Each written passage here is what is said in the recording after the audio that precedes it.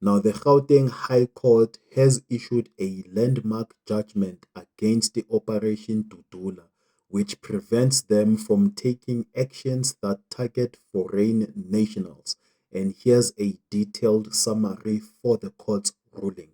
My name is Alokwan, and these are the news that matter the most. Now, the court has granted an interdict against Operation Dudula, which restrains them from intimidating, harassing, or assaulting foreign nationals. It also restrains them from demanding identity documents from private individuals to prove their right to be in South Africa. It also restrains Operation Dudula from interfering with access to healthcare services, schools, and education facilities, and unlawfully evicting foreign nationals from their homes or trading stalls.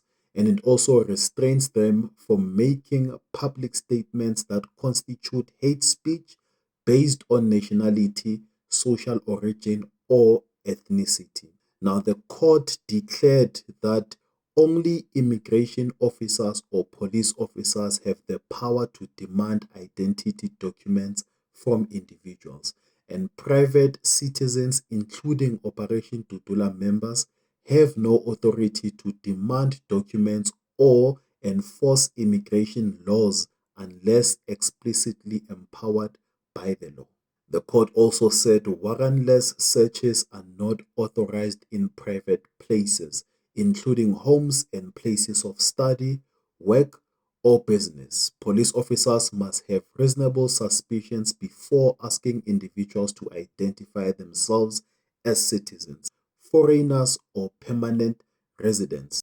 Now, the court also emphasized the government's responsibility, which is to protect the rights of foreign nationals and prevent xenophobic violence, to take responsibility measures to combat xenophobia, racism, and related forms of unfair discrimination.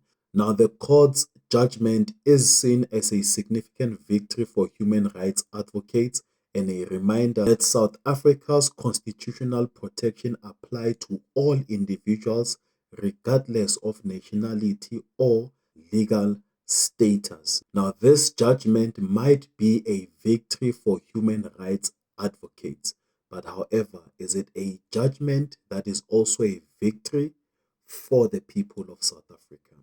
What are your thoughts?